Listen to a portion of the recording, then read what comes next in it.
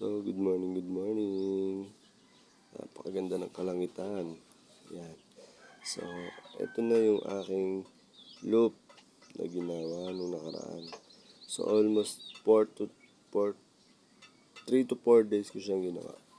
So, nilamanan ko siya ng 2 kalapate.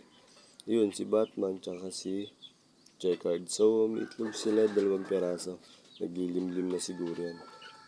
Napaka basic lang ng aking loop, no? Ayun, no? Kung mapapansin nyo, trapdoor na agad. Yun. Tapos, ito naman si Blue Bar. Tsaka si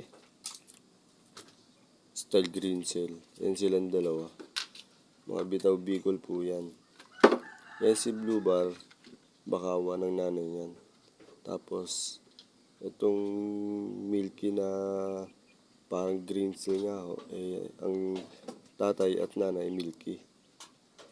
Tapos, ito naman Blue Bar na to, Taiwan. Ayan, barako po yan.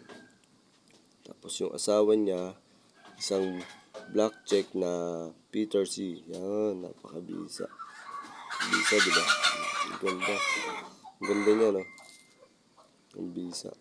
Tapos, meron siyang kasama dyan na mabisa rin. Ayan.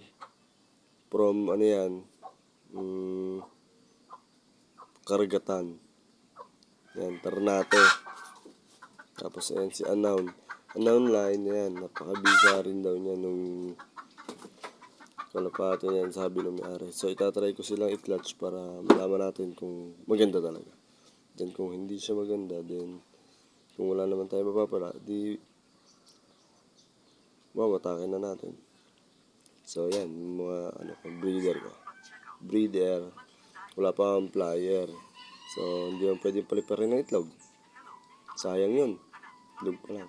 Sayang yung views ng aking mga paligid. Pagka sila lumabas talaga dyan, napakabisa. May chance na talaga silang makalayo. Kaya siguro hapon pwede ako mag-alpas. Sa ngayon, ayoko muna.